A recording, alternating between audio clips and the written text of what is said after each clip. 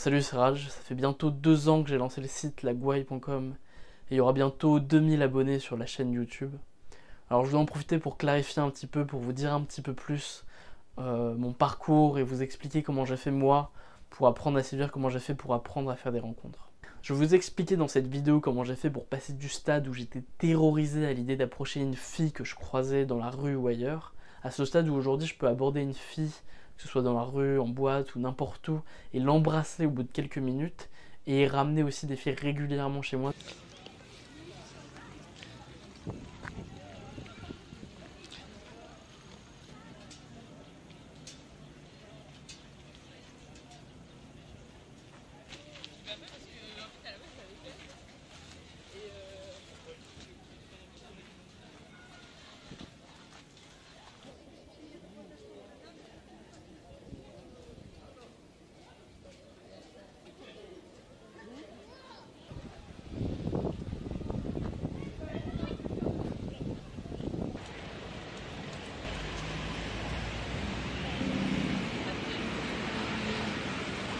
Quand je me suis lancé dans la communauté de séduction il y a 8 ans, j'ai mis beaucoup de temps avant d'avoir mes premiers résultats.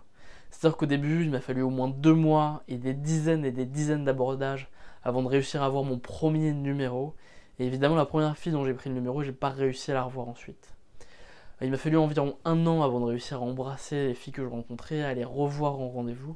Il m'a fallu encore 1 an supplémentaire, donc c'est seulement au bout de 2 ans d'expérience de drague et de rencontres intensives que j'ai fini par réussir à conclure et à revoir les filles que j'abordais et à devenir bon par rapport à la communauté de séduction.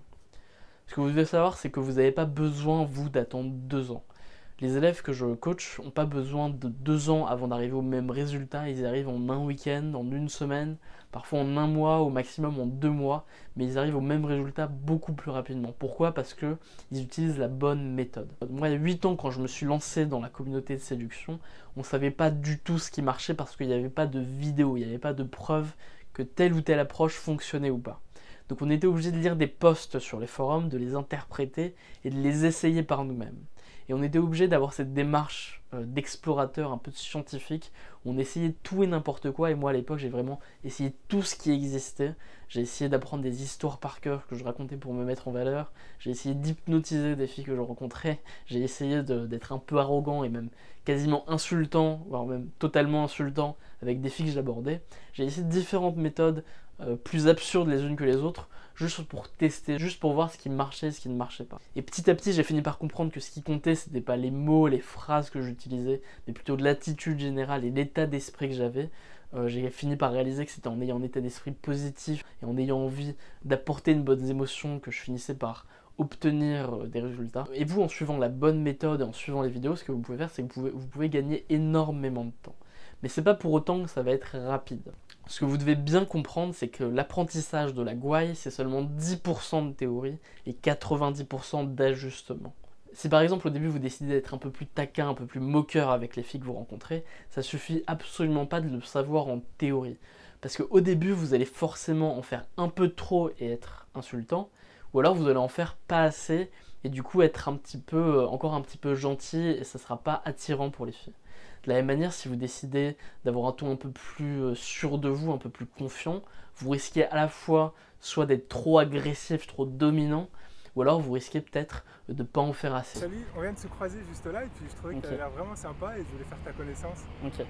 Alors, en fait, il y a un truc qui fait qu'on écoute moins, c'est que moi, quand je vais te faire, toi en fait, je vais te faire ce que tu fais. Ce que tu me fais, c'est ah, salut, je viens de te voir juste là et je vais te parler, je vais faire ta connaissance. Alors que moi, je vais plus faire ah, salut, je viens de te voir juste là, il fallait absolument que je vienne te parler, je vais faire ta connaissance. Moi, c'est Raj, enchanté. Et en fait, la différence, c'est que j'essaye d'être plus descendant dans mon ton. C'est-à-dire que tu vois ou pas la différence au niveau du ton? Moi, en fait, c'est comme si j'étais gêné de parler. Ouais. Ça... Ouais, mais c'est pas forcément, c'est pas le fait d'avoir une voix aiguë, hein, c'est le fait vraiment à la fin de la phrase, tu descends plutôt que de monter. Tu vois? Salut, je viens de voir. Non, t'es monté là. Salut, je viens de voir. Continue. J'ai trouvé que tu avais l'air sympa. Je voulais faire ta connaissance. Ok. Bah là, sur tout ce que t'as dit, t'es monté à la fin à chaque fois. Je m'en rends même pas. Ouais, je sais, je sais que tu t'en rends pas compte. Dis-moi salut. Salut. Salut. En fait, quand on dit descendant, c'est que je bloque à la fin de la phrase. Non, en fait, voilà. On va le faire. En gros, donc, salut, tu montes. Salut, neutre, salut.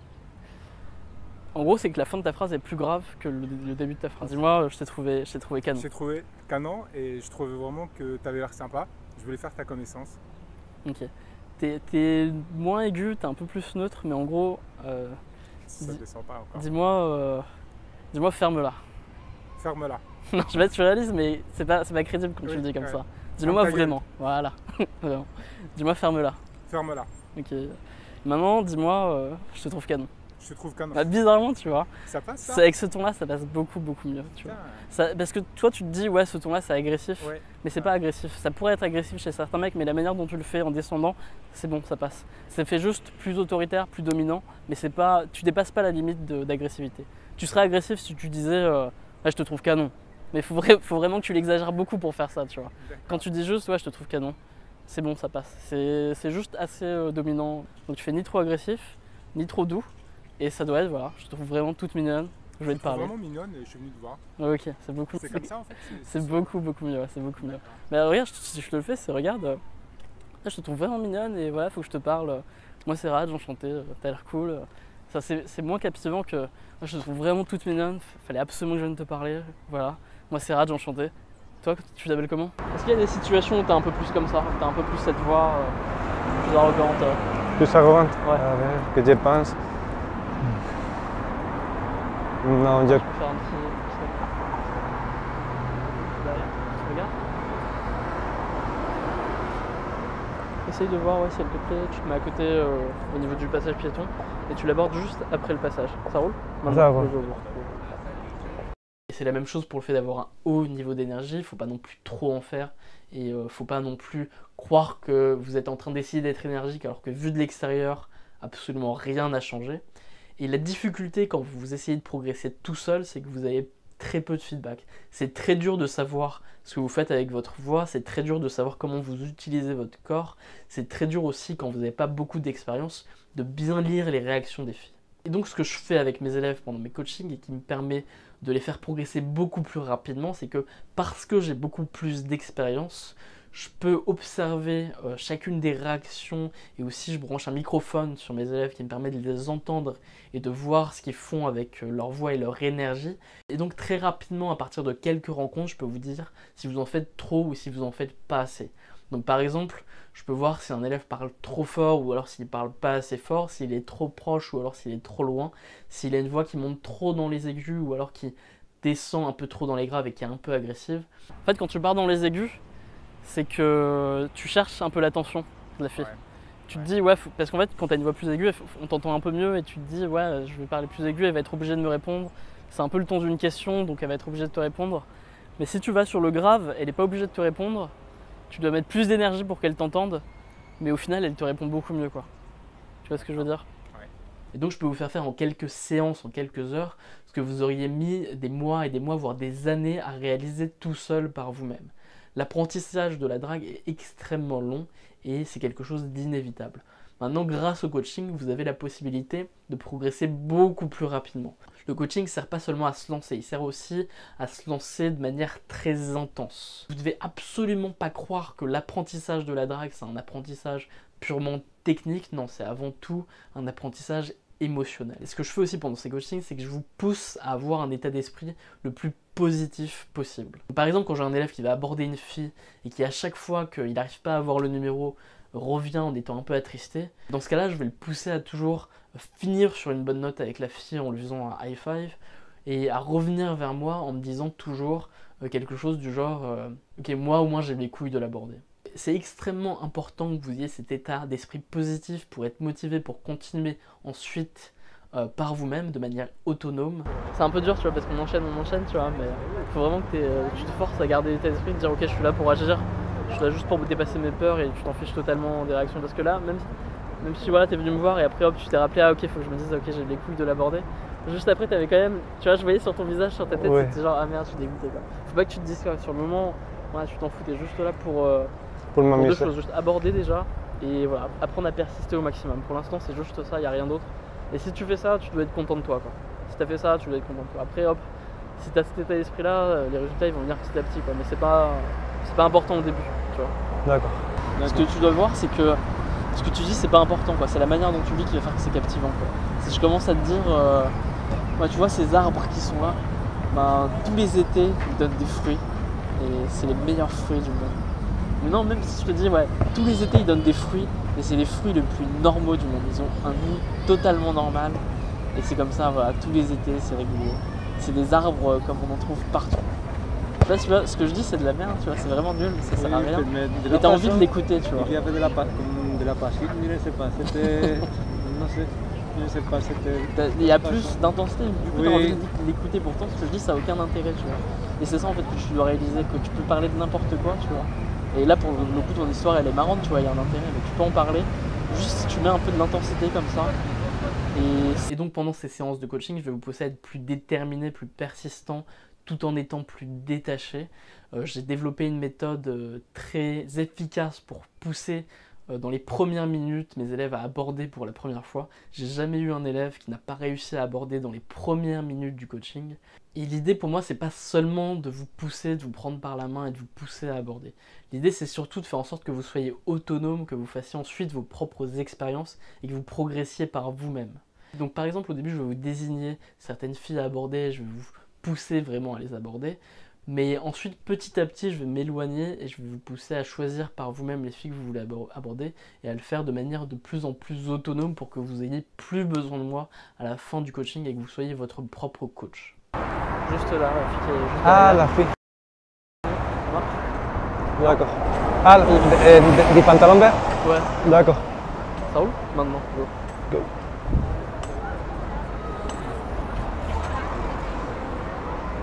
Désolé, excusez-moi. C'est la première que tu as fait seule. C'est bien, tu t'es arrêté, tu as un peu hésité, mais tu y allais rapidement après. Et c'est cool quoi, c'est cool. Déjà, tu as dépassé ce cap-là. Et tu verras que si tu fais ça assez souvent, assez régulièrement, tu auras vraiment plus peur d'y aller qu'à la plus fois. Tu fais quoi comme non, je l'entendrai ce soir. Mais... En principe, je pense que ce n'était pas bien. Après, je me suis rendu compte et j'ai essayé de la changer. Je ne sais pas si ça a passé, mais okay, elle a rigolé. Pourquoi elle a rigolé? Oui, il y a eu un moment qu'elle a rigolé. Et je pense que je l'ai fait bien. D'accord. L'idée, c'est que vous soyez capable de vous analyser vous-même et de bien lire les réactions des filles pour vous adapter petit à petit et vous ajuster. L'apprentissage de la drague, c'est seulement 10% de théorie, 90% d'ajustement. Et donc le coaching, c'est... Je vous aide surtout par rapport à cet ajustement, on revoit les bases théoriques, mais je vous aide à vous ajuster beaucoup plus rapidement sur le long terme. Comment une petite approche Au revoir si tu viens. Non, fais-la moi. Normalement, ouais, d'accord. Oui. Je viens juste de te croiser là. Je trouve que, moi aussi je suis pressé, mais je trouve que tu as l'air super sympa. Du coup, je me suis dit, je viens de te parler. Absolument que tu disparaisses. Ok. Bah, moi c'est rare, enchanté. C'est bien, c'est beaucoup plus fluide.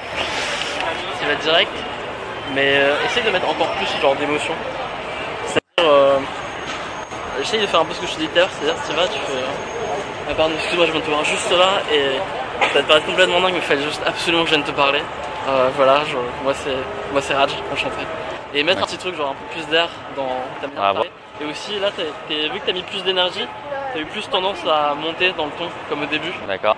Et essaye en fait de repartir sur un truc qui descend bien à la fin de ta phrase, que ce soit plus affirmatif quoi. Fais-le-moi juste une fois. Ta première approche, essaye de la faire, surtout si c'est une approche directe, essaye de la faire plus genre vraiment intense quoi. Genre ouais, je t'ai vraiment trouvé toute mignonne, j'ai pas pu m'empêcher de venir te parler. Essaye comme ça encore une fois avec moi. D'accord. Je t'ai trouvé toute mignonne, j'ai pas pu m'empêcher de venir te parler, c'est ça? Ouais. Ok, allez. Tu me le fais? Allez, je te le fais. Hey, on vient juste de se croiser là et je t'ai trouvé toute mignonne. Je me suis dit, je viens de te parler. Okay. Bah, franchement là, tu vois, je ressens plus de trucs quand tu me le fais quoi. Ouais. Je suis plus limite ému, tu vois. J'ai vraiment envie de m'arrêter. Mais tu vois la différence un peu ou pas? Non, franchement, non, donc... Attends, faudrait que je te le fasse. Pardon, excuse-moi, je viens de te voir juste là. Et ça va te paraître vraiment bizarre, mais je voulais juste te parler, je te trouvais toute mignonne. Voilà, enchanté, moi c'est Raj. D'accord. Tu vois un peu plus? Ouais, ça fait plus... Tu viens de m'inventer, pareil. Non mais tu vois. Ouais, ça fait... En fait, ça fait plus vrai. C'est vrai, ça fait plus vrai. Plus parce que moi, peut-être à force de le faire, ça fait. C'est ça en fait. Genre, je le fais tout le temps. C'est possible qu'au début tu aies eu genre un peu plus de résultats à un moment Ouais. et que ça soit descendu. Exact. Ça c'est parce que c'est devenu un peu Répétitif. L'idée c'est que si vous êtes capable de le faire pendant le coaching, si vous arrivez à prendre des numéros et à revoir les filles, à embrasser, et j'ai jamais eu un élève qui n'a pas réussi à prendre un numéro et avoir un rendez-vous au moins juste après le coaching, et c'est aussi très fréquent que des élèves arrivent à embrasser, à coucher avec des filles qu'ils rencontrent pendant le coaching. Et donc si vous améliorez pendant un coaching, si vous progressez, que vous arrivez à aborder des filles, à les revoir grâce à ce coaching, bah, ce sera beaucoup plus facile pour vous ensuite de le faire tout seul, parce que vous saurez déjà que vous êtes capable de le faire. C'est un apprentissage émotionnel aussi parce que je vous pousse à être beaucoup plus persistant. Ça m'est déjà arrivé par exemple d'avoir un élève que j'ai poussé à réaborder 3 fois de suite la même fille parce que il y allait une première fois, ça se passait bien, il n'a pas osé prendre le numéro. Il y allait une deuxième fois, cette fois-ci il a pris le numéro et il est parti. Et je l'ai poussé à continuer un peu plus, encore une troisième puis une quatrième fois, et à chaque fois il a pu aller plus loin et au final ça s'est passé tellement bien qu'il a réussi à rentrer avec elle dans son hôtel. Et donc au début c'est extrêmement important de ne pas vous fier à vos intuitions parce que quand vous avez fait des rencontres seulement dans votre cercle social, c'est extrêmement difficile au début de comprendre les réactions des filles que vous connaissez pas, qui sont en dehors de votre cercle social, que vous rencontrez dans la rue ou en soirée. C'est extrêmement différent et au début il faut surtout être beaucoup plus persistant que vous l'êtes naturellement et pas vous dire non cette fille elle est pas intéressée, je vais attendre une fille plus intéressée, parce qu'au début vous en savez à peu près rien. Et donc ce que je sais depuis 2 ans que je fais du coaching, c'est que ça marche pour tout le monde. J'ai eu des élèves de toutes les sortes, j'ai eu des petits, des grands, des gens de 19 à 45 ans, j'ai eu des gens de toutes les origines, j'ai eu des gens assez expérimentés et des gens qui n'ont encore jamais couché ou même embrassé une fille, et je sais que tout le monde est capable après un coaching de prendre des numéros dans la rue ou en soirée et d'avoir des rendez-vous juste après ce coaching. Donc ce qui se passe pendant le coaching, c'est que je vais observer ce que vous faites, je vais vous entendre parce que vous aurez un microphone sur vous, et je vais observer la réaction de la fille en face de vous, et je vais pouvoir vous permettre de vous ajuster au niveau de votre voix, de votre énergie, de votre persistance, faire en sorte que vous soyez assez persistant sans être lourd. Je vais pouvoir vous permettre de vous ajuster à tous ces niveaux-là de manière beaucoup plus rapide que vous l'auriez fait tout seul. Si vous croyez aux solutions miracles, par contre, c'est vraiment pas fait pour vous, parce que ces coachings et la drague en général, si vous voulez progresser, il va falloir que ce soit très intense émotionnellement. À la fin de mes coachings, les élèves sont complètement lessivés, alors qu'on fait pas grand chose physiquement, mais émotionnellement c'est tellement fort que ça crée un grand sentiment de fatigue.